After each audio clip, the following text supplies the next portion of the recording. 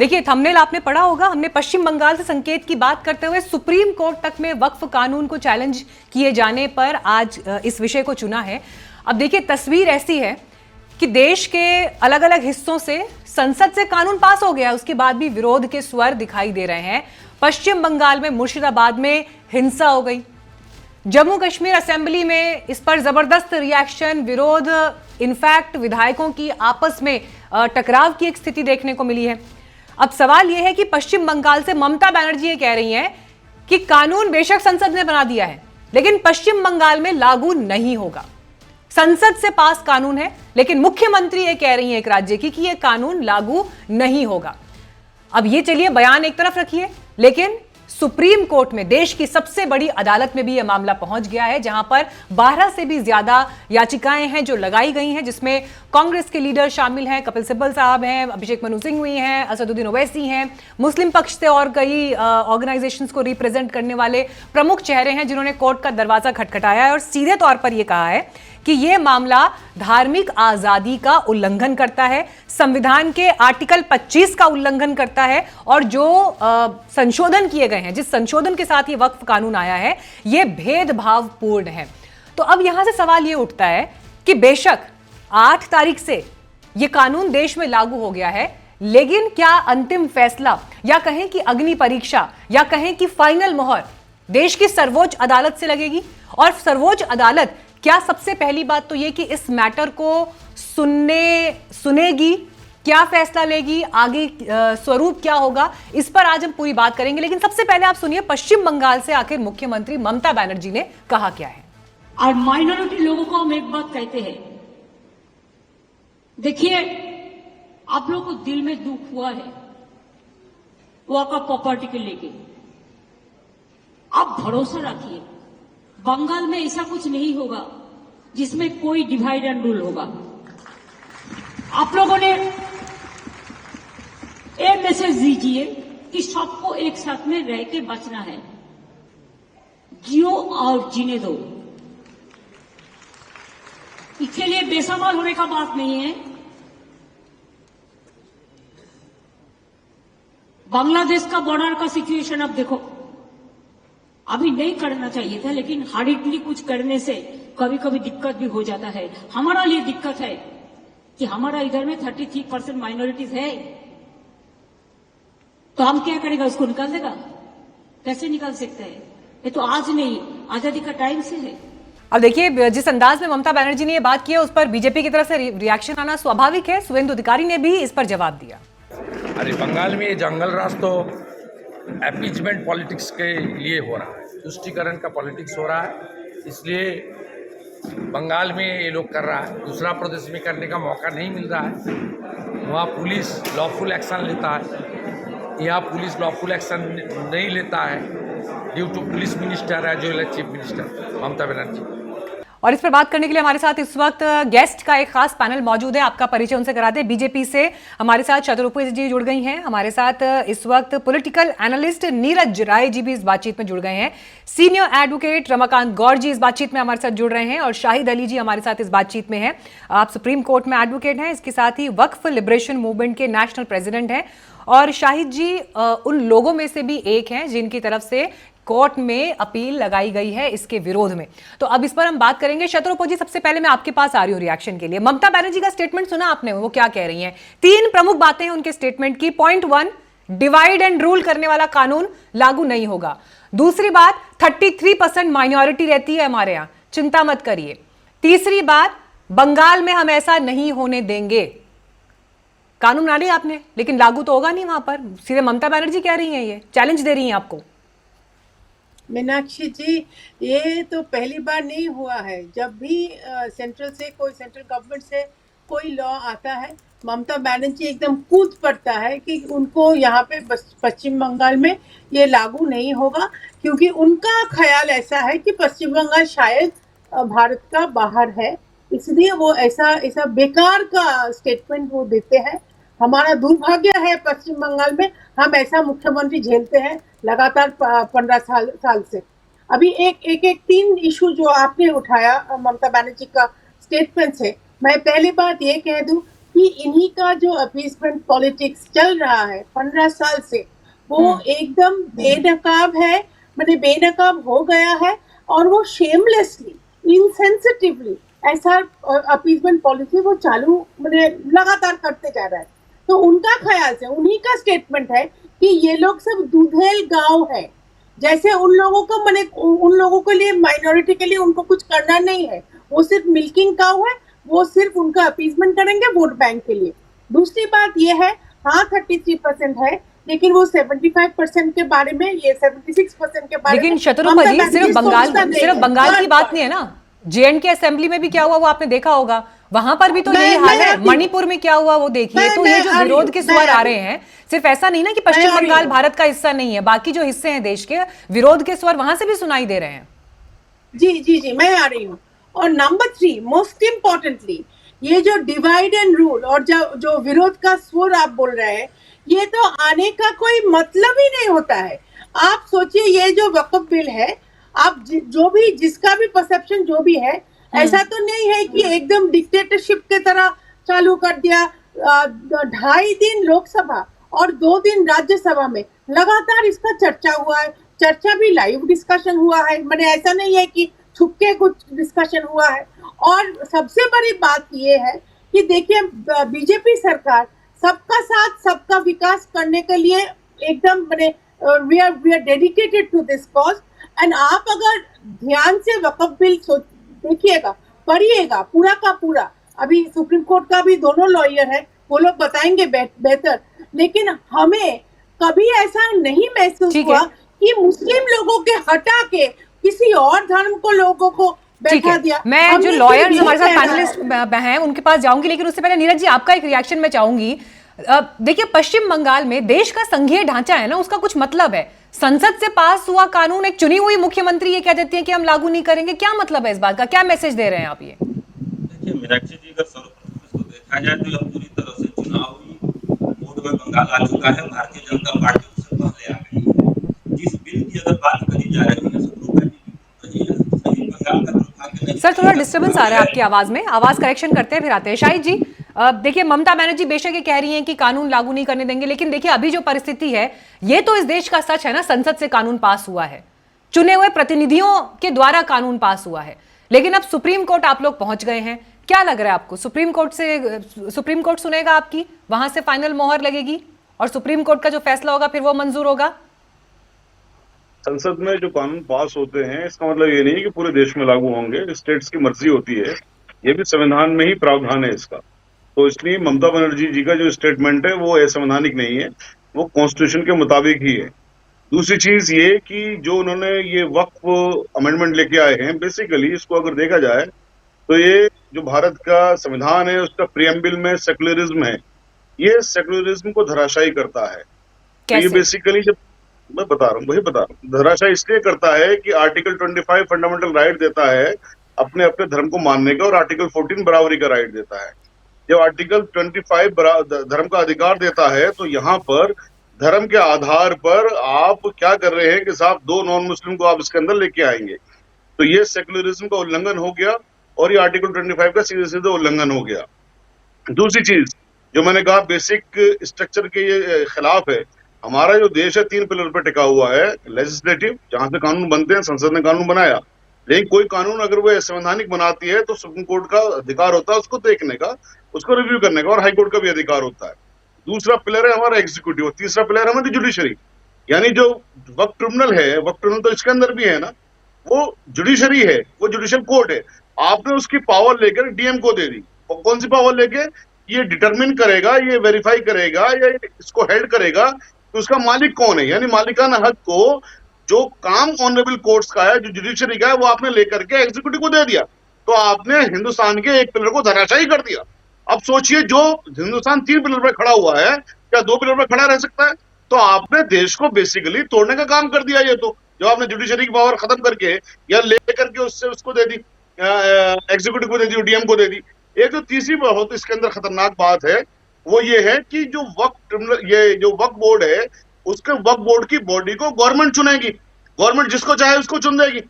भाई हमारे बोर्ड है ना, या मुसलमानों की संपत्ति है, अल्लाह उसका मालिक है, तो इसका अधिकार भी मुसलमानों को दीजिए ना चुनने का। अगर आप इतने बड़े हितैषी कहते हो, जो मुसलमानों के हितैषी हैं, तो मुसलमानों को आप इस लायक भी नहीं समझते कि अपनी बॉडी को चुन लें? गवर्नमेंट क्यों चुनेगी साहब? गवर्नमेंट के गुलाम क्यों बना रहेगा वक्फ बोर्ड? तो ये जो चीज है, वक्फ बोर्ड क्या है? वक्फ बोर्ड सरकार है बेसिकली, यानी सरकार के कब्जे में वक्फ आ गया और सरकार उस वक्फ बोर्ड की बॉडी को सरकार ही चुनेगी। तो गुलाम आपने वक्फ बोर्ड को, आज तक भी गुलाम ही था, अब आपने डग्गे की चोट पे कह दिया कि हम साहब इसको गुलाम ही नहीं बनाएंगे बल्कि इसको खत्म कर लेंगे। तो जो काम पहले भी, इसमें कोई शक की बात नहीं है कि वक्फ के जितने भी नियम आज तक बने हुए हैं, यह वक्फ को मुसलमानों को फायदा नहीं हुआ। क्यों नहीं हुआ? क्योंकि वक्फ को गुलाम बना के रखा गया। ये हुआ कि उसमें कानून के होते हुए भी तो वहां पहले पर किसने कानून गुलाम बना के रखा? चलिए आज के कानून की आपत्ति अब अलग रखते हैं, पहले किसने बना के रखा गुलाम? जो सरकारें हैं पहले की, ऑब्वियसली, बिल्कुल साफ कह रहा हूं मैं, जो सरकारें हैं पहले की उन्होंने बना के रखा। तो आज उन्हीं सरकारों के जो प्रतिनिधि हैं, उन्हीं सरकारों के जो प्रतिनिधि और उनके जो नेता रहे हैं, उन्हीं के साथ तो आप भी अपील लगा रहे हैं, तो फिर फर्क क्या है? नहीं, बिल्कुल बिल्कुल मैं उनके साथ अपील नहीं लगा रहा हूं। मेरा इस वक्फ अमेंडमेंट से बिल्कुल मेरा इससे ऐतराज है, मैं लगा रहा हूं। लेकिन आप क्या ये कह जो रहे हैं 12-14 याचिकाएं हैं, उनमें वो लोग भी शामिल है ना? बिल्कुल है, उनके अपने अलग ग्रीवेंसेस है। मेरा ग्रीवेंसेस क्या है? मेरा ग्रीवेंस देश के सामने आने दीजिए कि वक्फ बोर्ड जो वक्फ प्रॉपर्टी को संचालित करता है, उसकी बॉडी को गवर्नमेंट क्यों अपॉइंट करेगी? हम क्यों नहीं अपॉइंट करेंगे? देश की सरकार पर भरोसा क्यों नहीं करते? आपको देश की सरकार पर भरोसा क्यों नहीं है? हमारे देश ऐसा तो नहीं है ना कि वो सरकार हिंदुओं की और मुसलमानों की नहीं है। इलेक्टेड गवर्नमेंट है, लोकतांत्रिक प्रक्रिया से चुनी हुई सरकार है। Why you are not trusting your government? नहीं, मैं ये नहीं समझ, मैंने आपकी पूरी बात सुनी, शांति से सुनी, मुझे आपकी बात में सुन लीजिए ना सर, मैंने आपकी बात पूरी देर सुनी, बिना इंटरप्शन की सुनी। मुझे आपकी बात में, आपके वक्तव्य में सबसे ज्यादा कमी जो हाईलाइट होती हुई दिखाई दे रही है, विश्वास की कमी, trust deficit. You are not trusting your government कि वो आपके हित में फैसला लेगी। एक बेसिक ट्रस्ट की बात है ये। मीनाक्षी जी, ट्रस्ट की बात को एक तरफ उठा के रख दीजिए। मैं जो बात कह रहा हूं, हमारे देश में दूसरी अकलियतें हैं जिनको हम कहते हैं सिख, उनके पास अपना गुरुद्वारा प्रबंधक कमेटी एक्ट है ना, जिसमें उनकी बॉडी को वही चुनते हैं ना। हमारे पास क्यों नहीं है वो? मैं तो बराबरी की बात कर रहा हूं ना। ट्रस्ट की बात तो आप देखिए ना, मुझे तो आप वो चीज नहीं देंगे जो मेरे दूसरे भाइयों को है। तो फिर आप कहो जी मुझ पर यकीन करो आप, ये कौन सी बात है? आज तक दूसरी सरकारों पर यकीन किया। मैं रमाकांत गौड़ जी को इस चर्चा में लाऊंगी। ठीक है शाहिद जी, अभी इस कम्युनिकेशन को हम आगे भी बढ़ाएंगे। रमाकांत गौड़ जी, देखिए अभी कुछ इसमें कानूनी पहलू भी आ गए हैं। सर मुझे 2-3 बातें बताइए। पहली बात तो शाहिद अली जी ने जो सारी प्रॉब्लम्स गिनाई हैं वो कितनी जायज है, पॉइंट 1। पॉइंट 2 सर मुझे बताइए, जो ये तुलना सिख कम्युनिटी की संस्थाओं से हो रही है, ये तुलना कितनी सही है? बार बार जब ये कहा जा रहा है कि वक्फ के फैसले को, इस कानून को आप धार्मिक नजरिए से ना देखें, धार्मिक चश्मे से ना देखें, इसे किस पॉइंट ऑफ व्यू से देखा जाना चाहिए? जी, तो धर्म की जो व्युत्पत्ति है, धर्म शब्द की व्युत्पत्ति होती है यो धारयति इति धर्म, जो धारण करने योग्य है वह धर्म है। इस गंगा जमुनी तहजीब के देश में आज हम कहां आ गए हैं? सिर्फ राजनीतिक रोटियों के लिए आरोप प्रत्यारोप ये लगा रहे हैं कि एक जो कानून था, देखिए कोई भी कानून परफेक्ट नहीं होता, उसमें कुछ कमियां हैं, नो डाउट। उन कमियों पे बहस हुई। एक जो पक्ष है उसने, क्योंकि बहुसंख्यक था उस दिन पार्लियामेंट में, उनकी संख्या ज्यादा थी, वो कानून बना। आज वो कानून है। अब वो कानून समानता और समरसता के अधिकारों को उल्लंघित करता है? शायद नहीं। हां, कुछ मैं ये जरूर कहूंगा कि कुछ इसमें जो माहौल है, उस माहौल के हिसाब से संदेह आ रहा हो, वो एक दूसरी बात है। मैं कुछ प्रश्न जो शाहिद भाई ने उठाए, उन्होंने कहा कि कोर्ट के पास पहले वक्फ को नियंत्रित करने का, या वक्फ को कोर्ट को अपने कागज सबमिट करने होते थे और कोर्ट डिसीजन लेता था। पर क्या वास्तव में ऐसा था? इसका प्रैक्टिकल आंसर है, ऐसा कभी नहीं होता था। तो वक्फ आज एक बोर्ड बनेगा, एक काउंसिल होगी। अगर वो कोई गलत करता है, आप जाइए कोर्ट के पास। हाँ, मुसलमानों के जो दायरे, जो मसले हैं, उनमें कोई नॉन मुस्लिम शायद उतना इफेक्टिवली पार्टिसिपेट न कर पाए। बट कानूनी अगर हमें बात कहनी है, लाइक आज हमने इस वक्फ एक्ट को असेल किया सुप्रीम कोर्ट में, क्या हम ये बात कहेंगे उस ऑनरेबल सुप्रीम कोर्ट में जाके कि साहब ये जजेस जो हैं हिंदू नहीं है, ये मुस्लिम नहीं है, ये कैसे समझेंगे मुसलमानों का कानून? ऐसा तो नहीं होगा ना। आज पार्लियामेंट में अधिकांश लोग हिंदू थे। सो हम हिंदू मुस्लिम की राजनीति से अगर ऊपर उठ के और जन कल्याण की बात करें तो शायद ज्यादा बेहतर होगा। सर ये जो लेकिन उनका ममता ये बनर्जी ने पॉइंट है कह कि दिया जो ना, सिख divide and संस्थाएं rule, हैं, गुरुद्वारा प्रबंधन जी। कमेटियां हैं, उनमें भी तो ऐसा नहीं है, ये उनका पॉइंट है। या मंदिर ट्रस्ट जो होते हैं, क्या उसमें मैं वहां ये पॉसिबिलिटी वहां आ होगी रहा कि आप किसी मुस्लिम व्यक्ति को भी रख रहे हैं या किसी सिख व्यक्ति को भी रख रहे हैं, फिर क्या वहां पर ये मैं एक्सेप्टेंस वहां आएगा? बिल्कुल आ रहा हूं, मैं बिल्कुल आ रहा हूं, मैं वहां।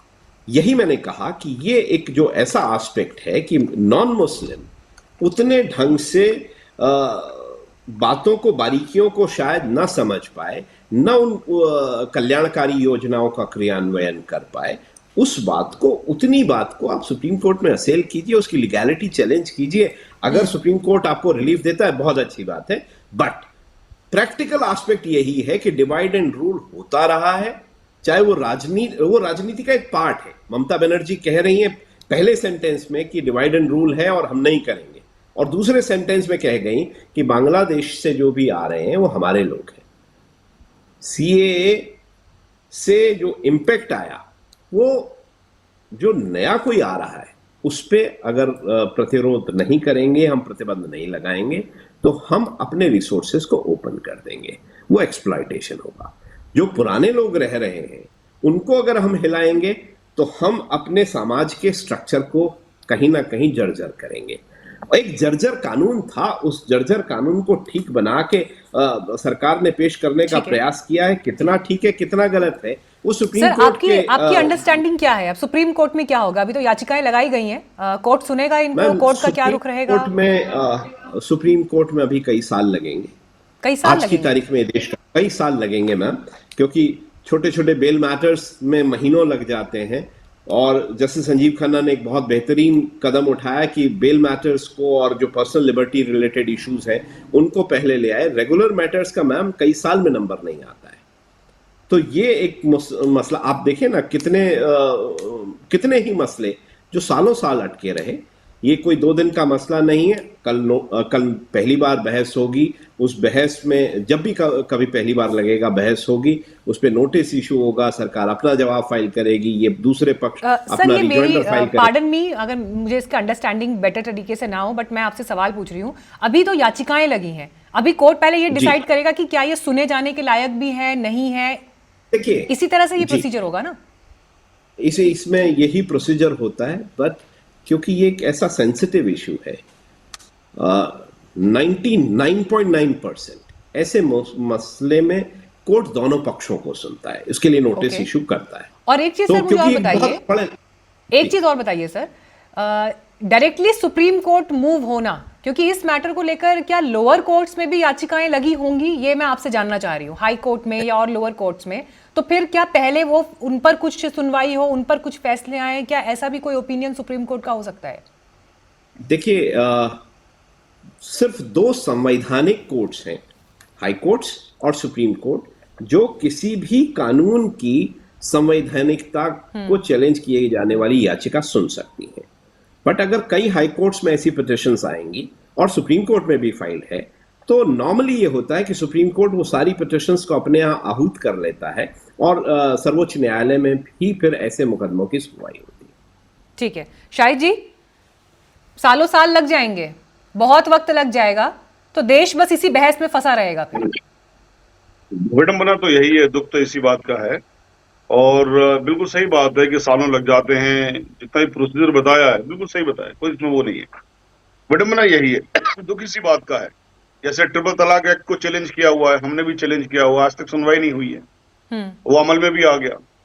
अब उस चीज का मतलब क्या रह जाता है फिर, जब आपने सुनवाई नहीं कर रहे हो।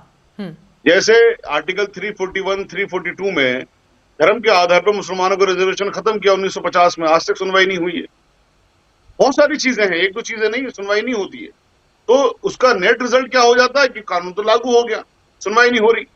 हाँ, जब इन्होंने जजेस को अपॉइंटमेंट करने के लिए कानून बनाया एनजेएसी, उस पर त्वरित सुनवाई हुई, मेरा ख्याल है 60-1.5 साल वहां भी लेकिन लग गया था उसका फैसला आते आते। तो यहाँ पर हमारी पूरी कोशिश ये है, ऑनरेबल कोर्ट से गुहार भी हमने इसी बात की लगाई है, इंटरिम एप्लीकेशन भी उसमें लगाई है कि जब तक इसकी सुनवाई ना हो इस पर अमल रोक दिया जाए, ये जो अमेंडमेंट किए गए हैं। अब ऑनरेबल सुप्रीम कोर्ट क्या फैसला करेगा, हमें ऑनरेबल सुप्रीम कोर्ट पर पूरा भरोसा है। जो सर की बात थी उन्होंने थोड़ा सा गलत तरीके से एक बात कर दी कि साहब क्या हिंदू जजों में भरोसा नहीं है। मैंने कहा जुडिशरी की पावर खत्म करके एग्जीक्यूटिव को दे दी, हमें जुडिशरी पे भरोसा है और एग्जीक्यूटिव पे भी जो उसका काम है उस पर भरोसा है। लेकिन जुडिशरी की पावर अगर एग्जीक्यूटिव के पास जाएगी तो ये देश के साथ में विश्वासघात है, देश के पिलर को तोड़ने का काम है। इन दोनों चीजों का फर्क समझिएगा। जो जिसकी पावर है वही करे। लेजिस्लेशन का काम है कानून बनाना, वो बनाए, जुडिशरी नहीं बनाती। एग्जीक्यूटिव का जो काम है उसको लागू करवाना वो करे। जुडिशरी का जो काम है वो देखे कि साहब ये कानून सही बना है या गलत बना है, या ये जो टाइटल है इसका है या नहीं है। जो भी जुडिशरी काम वो करे। एक दूसरे काम में हस्तक्षेप होगा तो फिर देश नहीं चल सकता।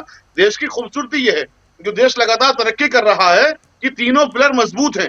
ये पिलर को तोड़ने की कोशिश जो करी गई है बहुत गलत है। ठीक है, रमाकांत जी इस पर रिएक्ट करना चाहेंगे। नीरज जी आपसे मेरी रिक्वेस्ट है सर, अगर आपने ब्लूटूथ कनेक्ट किया हुआ है तो आप प्लीज उसे रिमूव कर लीजिएगा, शायद उसकी वजह से कुछ ऑडियो में इशू हो रहा है, आपकी आवाज क्लियर नहीं आ रही है सर, है ना। तो आप ये कर लीजिए, मैं फिर उसके बाद आ रही हूँ आपके पास। शत्रुपा जी देखिए, अभी जितनी बात हुई, जो कॉन्वर्सेशन हुई, जिसका जिक्र मैंने पहले किया, यहाँ पर सबसे बड़ी कमी जो हाईलाइट हो रही है ना वो है विश्वास की कमी।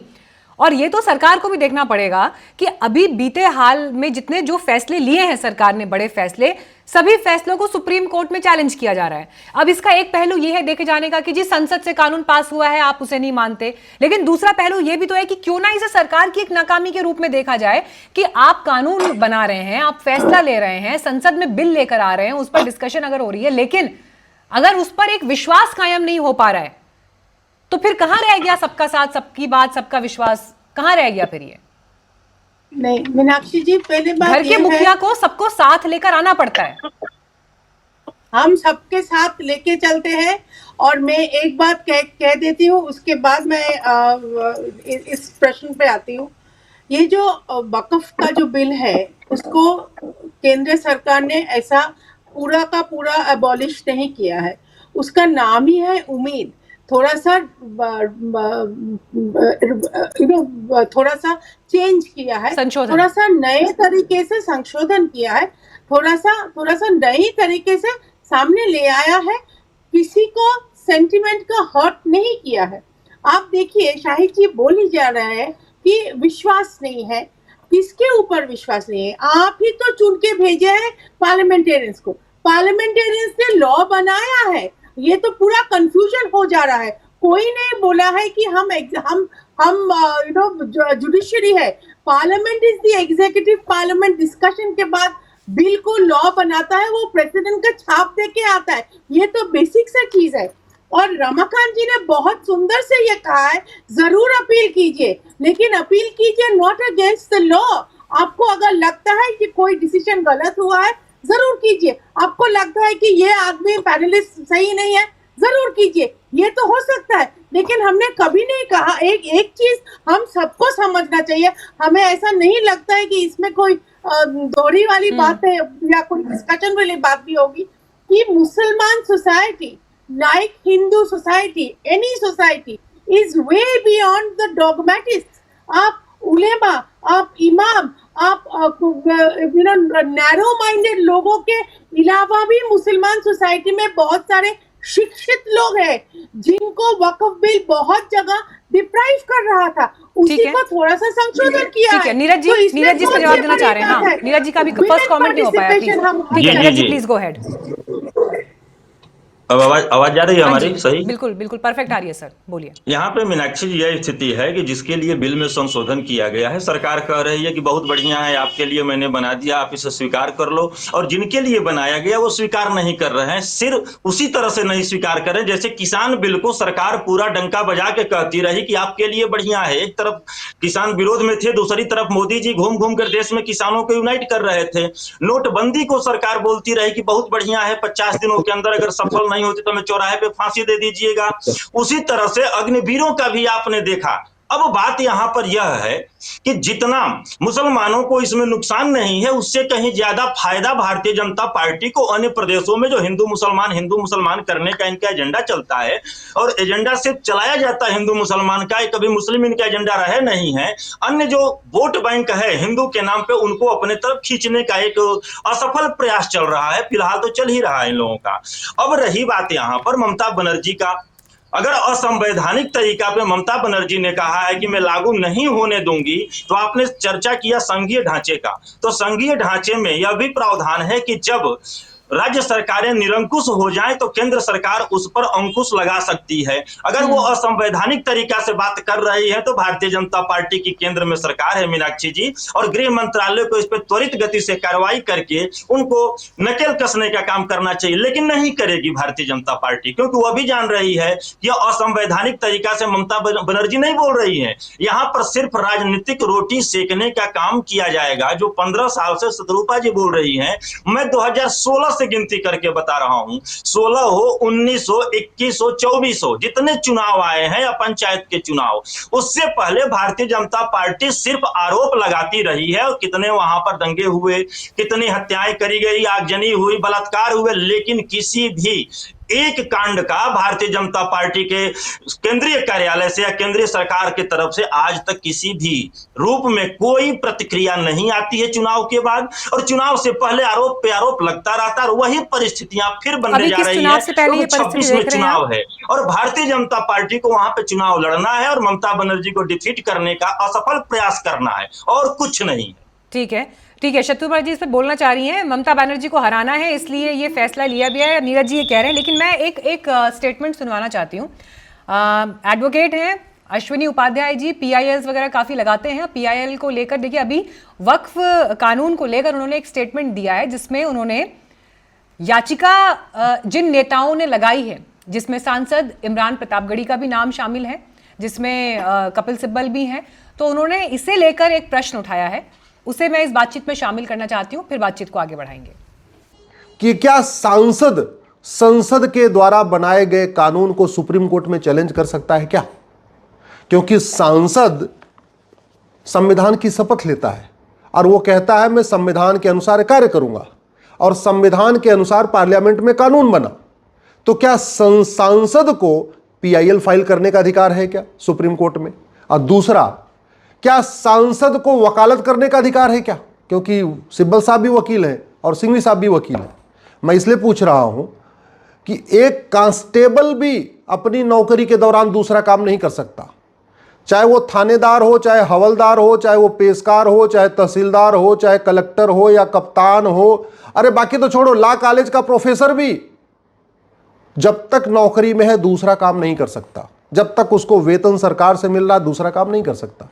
इवन टीचर को भी प्राइवेट कोचिंग खोलने का अधिकार नहीं, जबकि जो स्कूल है वो तो 5-6 घंटे ही चलता है, फिर भी सरकार ने नियम बना रखा है कि नहीं, जो सरकारी स्कूल का टीचर है वो कोचिंग नहीं चला सकता, सरकारी डॉक्टर अपनी क्लिनिक नहीं चला सकता, हॉस्पिटल नहीं खोल सकता, ये नियम है। तो फिर सांसद और विधायक जिनको वेतन भत्ता, गाड़ी, बंगला सब कुछ मिलता है अच्छा कानून बनाने के लिए, जब तक वो सांसद हैं, जब तक वो विधायक हैं, जब तक वो वेतन ले रहे हैं, जब तक वो भत्ता ले रहे हैं, जब तक सरकारी गाड़ी का यूज कर रहे हैं, क्या उनको कोई भी दूसरा काम करने की छूट मिलनी चाहिए? हालांकि अश्विनी उपाध्याय जी का ये वीडियो करीब 16 मिनट का वीडियो था, उसमें से एक हिस्सा हमने आपको सुनवाया। इस वीडियो में और भी कई बातें हैं वक्फ कानून को लेकर, और कोर्ट में अब जो होगा उसको लेकर उन्होंने सवाल यहाँ पर खड़े किए हैं। लेकिन शाहिद जी पहले तो इसी बात का जवाब दे दीजिए जो सवाल वो उठा रहे हैं सांसद, क्योंकि माननीय महोदय उनके पास विशेषाधिकार हैं, लेकिन इससे अलग क्या जवाब है सर इस पर आपका? What do you think? दरअसल ये कुतर्क करते हैं, कुतर्क का कोई जवाब नहीं होता। बताइए, खुद अपने आप को वकील कहते हैं, जब देश के कानून ने उनको परमिशन दे रखी है तभी तो वकालत कर रहे हैं वो। दूसरी बात, इनको बेसिक ज्ञान भी नहीं है कानून का, क्या कि जो सांसद है वो भी जनसेवक है, और जनसेवक जो होते हैं, यानी एक चीज यहाँ पर जनसेवक के अलावा दूसरी क्या है, एक है सरकार, एक है उसका विरोध पक्ष, तभी डेमोक्रेसी होती है।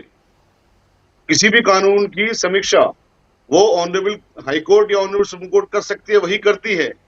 यानी सांसद जिनकी आवाज को वहां पर ताकत नहीं मिली, वो ये मानते हैं कि गैर कानूनी बना है, नंबर की बेस पे बन गया ना, तो वो क्या चैलेंज नहीं कर सकते? तो इनके बेसिकली कुतर्क करते हैं और ये कुतर्क करके अपने आप को लाइमलाइट में लाके इस तरह की चीजें करते हैं। तो मैं खैर चूंकि आपने दिखा दिया, मुझे सवाल नहीं, पूछ मेरे लिया, ख्याल मैंने से इसके लिए जवाब दे दिया। उनका जो यहाँ पे सवाल है वो नैतिकता पर ज्यादा है, नैतिकता नहीं, उसका उनका जो आधार सवाल ज्यादा है। है, उनका सवाल ना कुतर्कता पर है। अभी उनको सांसद बना दिए, वो भी कोर्ट के अंदर वकालत करते हुए दिख जाएंगे। ठीक है गौर सर, तो जब आप भी आदमी अग्री ना- करते हैं इससे? अंगूर ये नहीं आपको मिले, भी अंगूर नहीं मिले तो नैतिकता का खट्टे हैं। तकाजा ज्यादा दिखाई देता है या कुतर्क ज्यादा दिखाई देता है? मैं एक तीसरी लाइन लेना चाहूंगा। ये उनका मंतव्य Please go है, ये ahead, sir. उनका पॉइंट ऑफ ये उनका पॉइंट ऑफ व्यू है, और उस सर पॉइंट ऑफ सवाल व्यू डक कर में दिया आपने। मैम, उनका सवाल जो मुख्य सवाल था कि क्या सांसदों को कोर्ट जाने का अधिकार है कि नहीं है। भाजपा 36.7% वोट लेकर आज सत्ता पक्ष में है। 36.7% के अतिरिक्त भी लोग दुनिया में, इस भारतवर्ष में एग्जिस्ट करते हैं, और अगर उनके जनप्रतिनिधि कोर्ट जाते हैं तो उसमें कहीं कोई इलीगैलिटी नहीं है। अब उनको सांसदों के वकालत में जाने से प्रॉब्लम है, और उन्होंने नाम लिया कपिल सिब्बल का, उन्होंने नाम लिया सिंघवी साहब का, उन्होंने रविशंकर प्रसाद जी का नाम डक कर दिया। सो मैम, जब हम बात कहें और ऐसी कहें कि मुझे ऐसा लगता है बोले कि, मीठी मीठी हप हप, मुझे लगता है एक लाइव इंटरव्यू के लिए आप तीनों लॉयर्स को साथ में बिठाना चाहिए, और ये जितने भी तर्क, कुतर्क और नैतिकता, ये तीनों पॉइंट्स के आधार पर जो बात हो रही है ना, इसमें दूध का दूध और पानी का पानी एक बार में हो जाए। Very good point sir, ma'am, कभी प्लीज गो अहेड, कंप्लीट करिए। तर्क हो सकता है, कुतर्क का कोई नहीं होता। देखिए, कुतर्क का कोई जवाब नहीं। तर्क का तो जवाब है, देखिए, तर्क का भी जवाब है। शाहिद भाई, तर्क वितर्क कुतर्क अपनी जगह हैं, पर कुछ चीजें एक भारत का सामान्य नागरिक होने के नाते मुझे दुख देती हैं, और ये दुख मुझे ही नहीं हुआ, सुप्रीम कोर्ट ने अपनी कलम से लिखा। जब हम बात करते हैं बुलडोजर जस्टिस की, ये आशंकाएं देता है। ये वाली वो जो आशंकाएं हैं, इन आशंकाओं से जो जनकल्याण की योजनाएं हैं उन पर भी प्रश्न चिन्ह लगते हैं। जैसे सीएए की बात हम कहें, सीएए अपने आप में हो सकता है बहुत अच्छा बिल हो, बहुत अच्छा कानून हो, पर उस कानून को अगर हम बिना मसाला लगाए और जनता को समझा के और जनता को विश्वास में लेके करें, भाई भारतवर्ष अपने सिटीजन्स की बात करेगा ना, तो पहले अपने सिटीजन्स को विश्वास में ले लो, उनसे प्रेम पूर्वक बात करो, और जो भी लोग ये डिवाइड एंड रूल पे मसाला बेचते हैं, अगर आप उन 10 लोगों पे प्रिवेंटिव डिटेंशन कानून में बंद कर दो, तो और ये भाषाएं जो हमारी गंगा जमुनी तहजीब के टेक्सचर को नुकसान पहुंचाती हैं, उनको बंद कर दो, तो शायद भारत वास्तव में स्वर्ग है। सर, आपका ओपिनियन क्या है? रमाकांत सर, मुझे ये बताइए, आपका ओपिनियन क्या है? वक्फ कानून बढ़िया कानून है, लागू रहना चाहिए? जो चैलेंज हो रहा है, जो आपत्तियां हैं, उसमें कुछ और संशोधन की गुंजाइश होनी चाहिए? देखिए, कानून अगर स्टैटिक है तो वो खराब है, वो स्टेल हो जाएगा। अब 19 आजादी से पहले के कानून को हम कब तक खींचते रहेंगे? उस कानून में कोर्ट के पास कुछ पावर्स थी, कुछ वक्फ बोर्ड के पास पावर्स थी, वो जो पावर्स को अमेंड करके एग्जीक्यूटिव को बीच में लाया गया। मैं शायद भाई से दीगर व्यू रखता हूं कि अगर एग्जीक्यूटिव आके ये देख पाए कि इनका जो ऑडिट है ये प्रॉपर है, इन्होंने जो प्रॉपर्टी के बारे में बयान किया है वो ठीक है, और अगर गलत है तो वहां एडमिनिस्ट्रेटर अगर कोई बैठेगा तो वो प्रशासन की निगरानी में बैठेगा। अब वो सरकार से प्रभावित व्यक्ति होगा, वो एक आरोप और प्रत्यारोप है। मैं आज एक बहुत बड़े मुस्लिम स्कॉलर हैं आरिफ मोहम्मद खान साहब, उन्होंने, और उनका उदय शाहबानों के समय में हुआ, मतलब उनका जो स्टेचर है वो वहां बढ़ा, तो मुस्लिम महिलाओं के लिए उन्होंने जो स्टैंड लिया वो वास्तव में काबिल तारीफ है। क्यों नहीं मुस्लिम महिलाओं को मेंटेनेंस मिलना चाहिए? एक 62 वर्ष की महिला 1978 में कोर्ट जाती है कि साहब मेरे पास अपने आप को मेंटेन करने के लिए पूरे साजो सामान नहीं है, मेरे पास पैसा नहीं है। उसको तत्कालीन कांग्रेस सरकार कभी नहीं कर पाती। सुप्रीम कोर्ट ही गए थे ना, सुप्रीम कोर्ट ने फैसला दिया था। तो अगर हम न्याय की बात करते हैं, हम समानता की बात करते हैं, हम आर्टिकल 14 लाते हैं, तो मुस्लिम महिलाओं को समानता मिलनी चाहिए, उनको बराबर के अधिकार मिलने चाहिए, और उनको रादर मैं आज आपको डंके की चोट पे अपने अनुभव से ये बात बता रहा हूं कि आप उनको अगर आगे निकलने दोगे, आप उनको आगे बढ़ने दोगे, समाज में प्रॉपर प्लेस करोगे, तो शायद वो हमसे कहीं आगे निकलेंगी। ठीक है, कानून में अगर संशोधन किए जा रहे हैं और जो पहले का कानून है उसमें अगर मौजूदा वक्त के हिसाब से कुछ जरूरतें महसूस हुई और सरकार अगर उस पर कोई फैसला लेना चाह रही है, तो इस पर अगर इतने विरोध और इतने नेगेटिविटी के साथ ही अगर उसको देखा जाएगा तो सर देश में बड़े बदलाव कैसे होंगे, बड़े फैसले कैसे होंगे, अगर हर फैसले को इस नजर से देखा जाएगा कि इसमें कोई खराब नियत है जिसके लिए फैसला किया जा रहा है। हाँ शाहिद जी, बड़े फैसले कैसे होंगे सर देश में अगर हर फैसले कोई कोर्ट में चैलेंज किया जाएगा, हर फैसले के पीछे सरकार की बैड इंटेंट कोई महसूस किया जाएगा, तो कहीं पर तो विश्वास करना होगा। आपने गौड़ साहब की बात को गौर नहीं किया शायद, और उन्होंने अहम बात करी, जब मिर्च मसाला लगाते हो और उसको हिंदू मुस्लिम खुद करते हो और फिर आप कहते हो जी हम पे भरोसा रखिए। आप जैसे अभी गौड़ साहब ने एक बात और भी कही, शाहवानुल केस के आरिफ मोहम्मद खान को कोट किया। मैं यहाँ पर यह बता दूं कि अगर हकीकत में जो मुस्लिम लॉज हैं उनको एप्लीकेबल कर दिया जाए तो हकीकत बता रहा हूं मैं आपको, किसी भी चीज की जरूरत नहीं पड़ेगी। हमें खाली वक्फ बोर्ड दे दीजिए आप, यानी मुसलमानों को दे दीजिए, उसकी बॉडी को मुसलमानों को चुनने दीजिए, हम भारत का बजट फाइनेंस कर सकते हैं। हम डिबेट करने को तैयार हैं इस बात पे, पूरे स्टेटिक्स हमारे पास है, पूरे डेटा है हमारे पास। सर कुछ ना, मैं अभी आपसे मैं बात कर रही हूँ, अभी आपसे 1 to 1 बात कर रही हूँ, कुछ दो तीन पॉइंट्स आपके पास रखूंगी, आप उन पर भी जवाब साथ साथ देते रहिएगा। एक सेकंड। हम जेपीसी में गए, हमने तमाम पूरे का पूरा मसौदा रखा, जेपीसी ने उठा के एक तरफ को फेंक दिया, पार्लियामेंट में नहीं रखा। हमने क्या कहा वो भी नहीं बताया गया देश को। तो आप बताओ तो भागते क्यों हो? फिर आप कहते हो सवाल मत करो जी, हमसे, हम पे भरोसा रखो। कौन भरोसा करेगा साहब? तो ये चीज है। सर अब मुझे एक बात बताइए, आप यहां पर वक्फ को लेकर शिकायतें, कितनी शिकायतें हैं ये आपको भी मालूम है। मुस्लिम पक्ष ने आकर शिकायतें की हैं, महाराष्ट्र से, कर्नाटक से किसान आया शिकायत करने के लिए, और लंबा चौड़ा पुलिंदा है, लंबी चौड़ी सूची है उसकी। ये ऐसा तो नहीं है कि ये शिकायतें सब सरकार ने प्लांट करवाई हैं वक्फ का नाम खराब करने के लिए, ये कहीं से आई है ना, वो लोग कंप्लेंट कर रहे हैं ना। बहुत सारी अनियमितताएं हैं जो देश के सामने हैं, फेयर तरीके से इसका ऑडिट होगा। कभी ये बात खुद मुस्लिम समाज के भीतर से क्यों नहीं निकली आज तक? शायद इसकी जरूरत ही ना पड़ती संशोधन की। 2013 से मैंने कम से कम देश भर के अंदर 100 से ज्यादा कॉन्फ्रेंस की हैं, बहुत सारे मिनिस्टर भी शामिल हुए हैं। मैं खुद ये कहता हूँ कि अनियमितताएं हैं। इस अनियमितताएं का मतलब ये नहीं है कि आप छीन लो हमसे, अनियमितताएं का हैं, आप इसके राइट हमें दीजिए। अभी तक क्या है कि सरकार, सुन लीजिए मीनाक्षी, बहुत इंपॉर्टेंट बात है, सरकार जब अपने लोगों को चुन के उसके अंदर बना देती है, वक्फ बोर्ड की बॉडी बना देती है, तो सरकार के गुलाम होती है, वो सरकार के इशारे पे काम करती है। जो भी पार्टी की सरकार है वो सरकार का मफाद पूरा करने के लिए, फायदा पूरा करने के लिए वो उनका साथ देते हैं।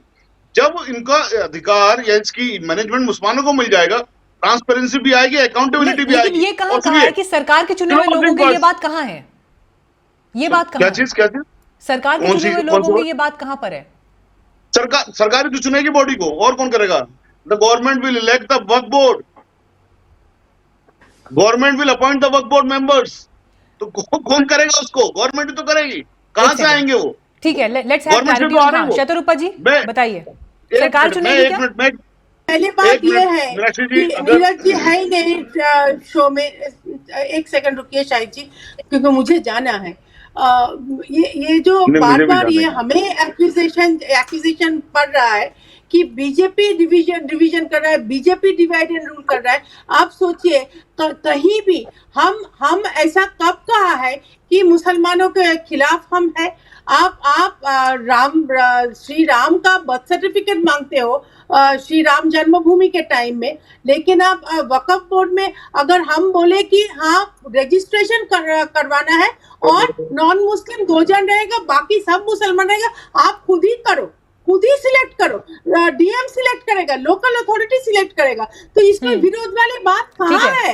आप पूरा का पूरा एमपी जितने भी है खड़े उठ के अल्लाह के नाम पे प्रॉपर्टी के बारे में। अब आखिरी कमेंट्स की बारी है, क्योंकि फिर बाकी गेस्ट मुझे लगता है दूसरे प्लेटफॉर्म पर जा रहे होंगे। हाँ ठीक है, शाहिद जी कंप्लीट करिए जी।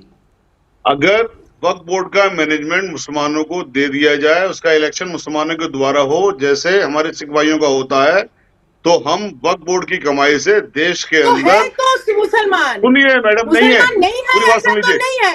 हाँ नहीं है, मैं रेस्पॉन्सिबिलिटी है। के साथ कह रहा हूँ, नहीं है। मैं हम भी पूरे equal देश के अंदर responsibility के साथ कह रही हर हूँ, साल है। हर शहर के अंदर एम्स से अच्छा हॉस्पिटल खोल देंगे, आपका इमाम हम शायद नहीं कॉलेज होगा, बना लेकिन देंगे, है यूनिवर्सिटी बना मुसलमान। देंगे, जिसका फायदा रजिस्टर पूरे देश जो को होगा, पूरे मुस्लिम देश को इसका प्रैक्टिस फायदा करता होगा। है, आज 3 तक साल के वक्त ऊपर की नहीं लूट है। खसोट हुई है और कुछ भी नहीं हुआ है।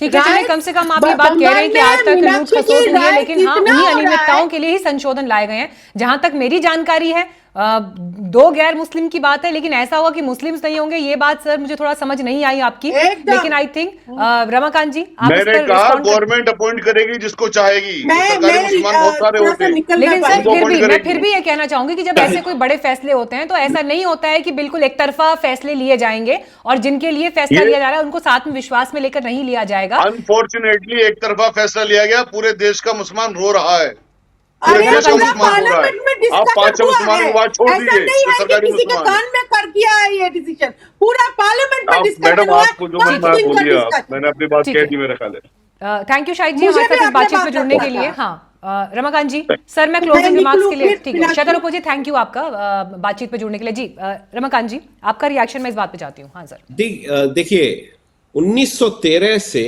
वक्फ के संदर्भ में कानून है। सर पहले 1923 लेकिन एक बात क्लैरिफाई कर दीजिए हमारे दर्शकों के लिए भी, जो पॉइंट अभी शाहिद जी ने उठाया कि सरकार जी। चुनेगी सबको, मैं क्या मतलब है इस बात का? वहीं लेके आ रहा हूं। मैं शाहिद भाई की सारी बातों का पूरा कॉम्पोजिट रिप्लाई दे रहा हूं। देखिए, 1913 से वक्फ से संदर्भित कानून इस देश में है।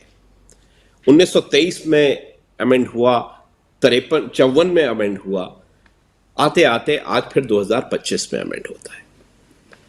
ये बात शाहिद भाई ने कही, ये मैंने नहीं कही, ये शाहिद भाई ने बात कही कि हम देश की अर्थव्यवस्था में बहुत बड़ा रोल प्ले कर देंगे, बहुत सारे एम्स बनवा देंगे। आज तक उन्हें किसी ने रोका नहीं था। उन्होंने खुद एडमिट किया कि साहब प्रेजेंट सिस्टम में बहुत खामियां थी, और उन्होंने तमाम जगह कॉन्फ्रेंस में जाके कहा कि प्रेजेंट सिस्टम भी कोई बहुत अच्छा काम नहीं कर रहा है। तो क्या कभी उन्होंने किसी देश के किसी एग्जीक्यूटिव अधिकारी को या किसी देश के न्यायालय को इस बात से अवगत कराया, या आज जो पिटिशन लगाने वो आर्टिकल 32 का उपयोग करते हुए सुप्रीम कोर्ट पहुंचे, उन्होंने पहले कभी ये बात कही कि ये जो वक्फ का मौजूदा कानून है इसका दुरुपयोग हो रहा है, और जितने भी लोग इसमें काम कर रहे हैं बहुत अच्छे से काम नहीं कर रहे हैं, ये एक तरीका हो सकता है जिससे देश की अर्थव्यवस्था में योगदान हो। ये योगदान आज क्यों याद आ रहा है? पहली बात। दूसरी बात, उन्होंने कहा कि साहब सरकार अपने नुमाइंदे इसमें बैठा देगी। कौन इसको ओवरसी करेगा? District magistrate. डिस्ट्रिक्ट मैजिस्ट्रेट एक संवैधानिक एग्जीक्यूटिव है, जिसके ऊपर हमें धर्म से ऊपर उठ के देखना होगा। अगर डिस्ट्रिक्ट मैजिस्ट्रेट ठीक से काम नहीं कर रहा है, उसके ऊपर कोर्ट्स हैं, डिस्ट्रिक्ट कोर्ट है, उसके ऊपर हाई कोर्ट है, उसके ऊपर सुप्रीम कोर्ट है। क्या कभी किसी डिस्ट्रिक्ट मैजिस्ट्रेट ने कोई गलत काम किया और उसके खिलाफ किसी कोर्ट ने कभी कोई बात नहीं कही? ऐसा नहीं है ना। मतलब बुलडोजर जस्टिस पे सुप्रीम कोर्ट ने प्रदेश की सरकारों को, चीफ सेक्रेटरीज को कितने बुरी तरह से लताड़ा है, रादर उनको कटघरे में लाके खड़ा कर दिया है, कंटेम्प्ट तक की बात की है कोर्ट ने। तो हम कहें कि वक्फ के कानून पे सब कुछ खराब होगा, इतना खराब हमारी सोच में है। हमें विरोध करना है, इसलिए हम विरोध कर रहे हैं। सर मुझे अब एक बात ये बताइए, ये आपके लिए एज ए लीगल एक्सपर्ट कितना नॉर्मल है कि लोग संसद से पास हुए कानून को इतना फ्रीक्वेंटली सुप्रीम कोर्ट में चैलेंज किया जा रहा है? ये एक लोकतांत्रिक देश के लिए, लोकतांत्रिक व्यवस्था के लिए नॉर्मल है क्या? What do you think? Ma'am, ये हेल्दी है, ये बहुत हेल्दी है। मतलब मैं अगर सर आपसे बात कर रही हूं तो मुझे आपसे बात करते करते अभी सरकार के कम से कम 5 फैसले उंगली पे मैं गिन सकती हूं जिनको सुप्रीम कोर्ट में चैलेंज किया गया है। मैम 5 नहीं, मैं आपको 50 से ज्यादा फैसले, हाँ मैं आपको 50 से ज्यादा फैसले, मतलब अगर हम पिछले 3 साल में देखें तो कॉन्स्टिट्यूशनल बेंच ने 50 से ज्यादा मुकदमों में अपना फैसला दिया जहां सरकार के फैसलों को चैलेंज किया गया। और उन सब फैसलों में एक ही बात आती है कि अगर सरकार ने कुछ गलत किया तो सुप्रीम कोर्ट ने कहा कि ये गलत है, अगर सही किया, बेशक आप देखिए ना कि इलेक्टोरल बॉन्ड जैसा मसला बहुत बड़ा मसला था और सुप्रीम कोर्ट ने उसमें फिर कहा कि ये गलत है। तो जहां गलत कहा वहां गलत माना, गलत कहा, जहां सही माना वहां सही कहा। हो सकता है सुप्रीम कोर्ट भी ठीक ना हो कई जगह, मतलब लोगों की धारणा में, न्याय पर नहीं। न्याय के परिप्रेक्ष्य में अगर हम देखें, अगर पार्लियामेंट ने कोई कानून पास किया, उसको चैलेंज किया गया, ये एक बहुत हेल्दी प्रैक्टिस है कि हमारे यहाँ इतने इंस्टीट्यूशन है। देखिए आज हम, लेकिन सर ये हेल्दी कैसे है? क्योंकि मुझे याद है अभी थोड़ी देर पहले आपने ही डिस्कशन में I think places of worship act पे शायद हो सकता है आपने टिप्पणी की हो या दूसरे पे, जब आपने कहा कि उस समय ये फैसला ले लिया गया, कई लोगों को मंजूर नहीं भी रहा होगा, तो ये फैसला हो गया, जिसकी मेजोरिटी थी उसके हिसाब से फैसला हो गया। अब जिनकी मेजोरिटी है तो उन्होंने दूसरा फैसला ले लिया। अगर देश में ये मैसेज लोगों के बीच में है कि ये वही बात होगी ना फिर, जिसकी लाठी उसकी भैंस, तो फिर उस लिहाज से सर लोकतंत्र की जो एक खूबसूरती है कि यहां पर सबको शामिल कर कर जो फैसले लिए जाते हैं, क्योंकि आज जिस अंदाज में प्लेसेस ऑफ वर्शिप एक्ट को लोग चैलेंज कर रहे हैं, आम बोलचाल की भाषा में लोग कहते हैं कि हाँ जी हमारी मर्जी तो नहीं थी इस पे, लेकिन उस समय की सरकार ने बना दिया क्योंकि उनकी पॉलिटिक्स को ये सूट करता था, हमें मंजूर नहीं है, हम तो अपने मंदिरों के लिए आज लड़ेंगे, हर मंदिर जो टूटा है उसके लिए हम लड़ेंगे। ये बात कॉमन प्लेटफॉर्म पर लोगों के बीच में है। तो आज इसीलिए जब उस पर सुप्रीम कोर्ट में बहस हो रही है तो लोग उसे नहीं मान रहे, असंवैधानिक, या लोग उसे गलत नहीं मान रहे। देखिए इसी को हम पॉइंट ऑफ व्यू कहते हैं। अगर आप लेकिन देखें, सर इस पॉइंट ऑफ व्यू का मतलब ये कि कल को फिर अगर मानी चले कांग्रेस की सरकार आती है तो इस सरकार ने जो फैसले लिए सब पलटे जाएंगे। फिर अधिकांशतः यही होगा। आप देखिए इमरजेंसी के समय में संविधान के ऊपर, संवैधानिक अधिकारों के ऊपर नियंत्रण कर दिया गया था। कोर्ट ने बाद में बेशक उसे असंवैधानिक घोषित किया, बट एक सरकार ने अपनी बात कही, मनवाई। आप सोचे ना कि भगत सिंह को फांसी कैसे हुई, एक पूरे जुडिशियल सिस्टम का यूटिलाइज करते हुए हुई ना। मतलब आज हम उनको क्रांतिकारी मानते हैं, पर उस समय में अंग्रेजों ने क्या कहा कि हमने जो ये फांसी दी है, एक कोर्ट ने उनको फांसी दी, हमने उनको एग्जीक्यूट कर दिया, उनकी मृत्यु हो गई, उनके हिसाब से वो टेररिस्ट थे। तो हर एक का पॉइंट ऑफ व्यू है मैम। इस पॉइंट ऑफ व्यू को आप कभी नहीं बदल सकते, और यही डेमोक्रेसी की ब्यूटी है कि आप, अच्छा देखिए एक बहुत इंटरेस्टिंग पार्ट ये है कि आज हमको जो कहना है वो एक डिजिटल वर्ल्ड में कह पा रहे हैं, तो इतना हमारे ऊपर प्रतिबंध भी नहीं है कि हम अपनी बात ना कह पाए, हम अपना विरोध जता पा रहे हैं। अब जो सत्ता पक्ष में है वो अपनी बात कहेगा, करेगा। अब ट्रंप साहब ने तो पूरी दुनिया को परेशान कर रखा है, और बाद में वो गोल्फ क्लब चले जाते हैं गोल्फ खेलने। उन्होंने तो पूरे विश्व की इकोनॉमी हिला रखी है आजकल। तो जो सत्ता में है वो कई बार ये भी कह रहे हैं कि कुछ चीजें कुछ ठीक करने के लिए कई बार कड़वी दवा देनी भी पड़ती है। खैर, लेकिन जी, लेकिन पॉइंट ऑफ व्यू को लेकर ये बात हुई है। लेकिन इस बीच ये भी हमें देखना होगा कि देखिए सरकार बड़े स्तर पर पोजीशन्ड है, और वहां से आपको कई बार ऐसे भी डिसीजन या इस परिस्थिति के साथ भी आगे बढ़ना पड़ता है जहां पर आपके लोग हैं, पूरा देश आपका है, और लोगों को उस तरह से विश्वास के साथ लेकर आगे चलना है। कड़े फैसले भी लेने हैं, लेकिन उसमें सहमति भी जरूरी है। तो इसी नोट पर मैं इस बातचीत को विराम कर दूंगी। थैंक यू सर आपका हमारे साथ जुड़ने के लिए और अपना वैल्यूएबल टाइम और व्यूज़ हमारे साथ शेयर करने के लिए। लेकिन देखिए हमारी कोशिश ये थी कि कम से कम सुप्रीम कोर्ट में जब ये मामला जा रहा है तो आगे क्या परिदृश्य हो सकता है, इसका भविष्य क्या होगा कानून का, जिस पर जवाब कम से कम आज यही मिला कि सालों साल भी लग सकते हैं। ऐसा नहीं है कि कुछ दिन में या किसी तय समय सीमा में इस पर फैसला हो जाएगा। बाकी जितने भी दर्शक हमारे साथ इस बातचीत में जुड़े, धन्यवाद आपका जुड़ने के लिए। अपने बुद्धि विवेक के हिसाब से इस पर अपनी राय बनाइए, अपना ओपिनियन बनाइए। बहुत धन्यवाद।